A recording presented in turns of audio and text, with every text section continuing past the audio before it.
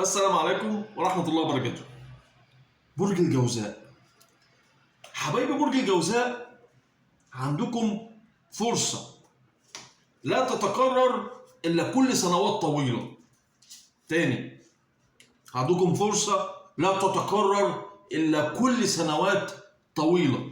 في منكم اللي هيستغلها وفي منكم اللي مش هياخد باله أو هيفضل عايش في الحياة اللي هو عايشها الصعبة. أنا بتكلم على الناس اللي بتعاني صعوبة.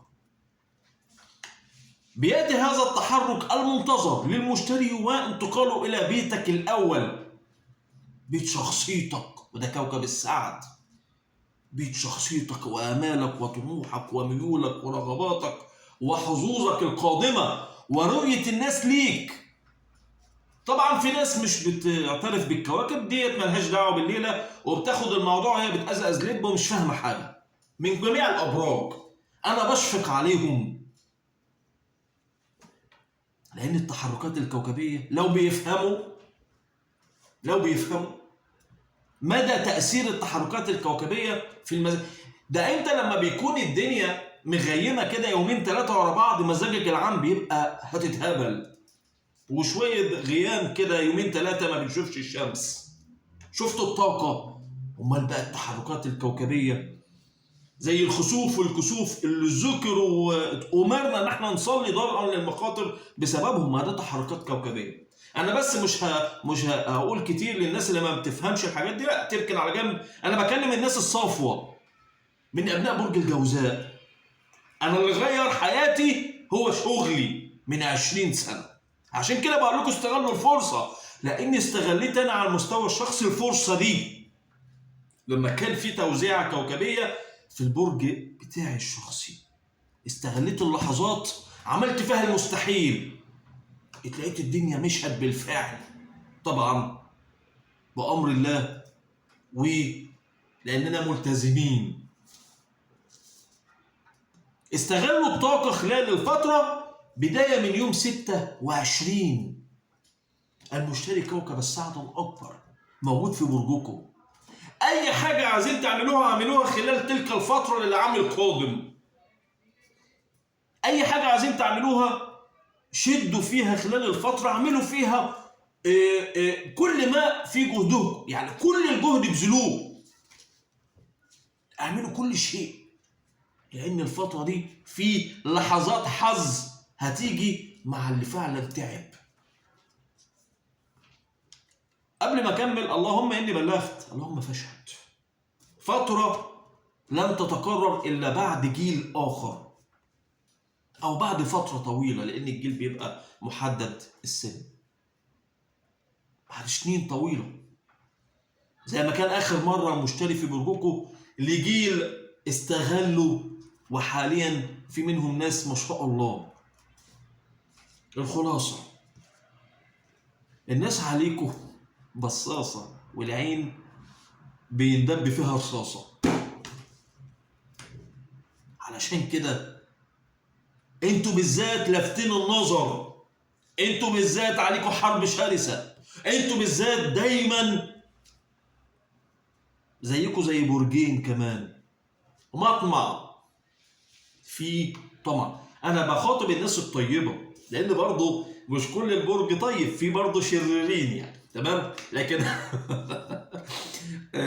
انا بكلم الناس الطيبه اللي انا دول بنسبه كبيره من ابناء برج الجوزاء بيعدوا 60%، وممكن نسبه 40% بيسيئوا بشخصيتهم اللي ما بيستغلوهاش، او المزاج المتقلب، او التصرفات العجيبه. عشان كده يقول لك دايما الجوزاء مش عارف بهنا وش وهنا وش وهنا راي وهنا راي، ما بيفهموش، لان هم بيشوفوا الجانب السيء او الشخص السيء، لكن الشخص الطيب يا عيني مظلوم والكل عليه بيلوم.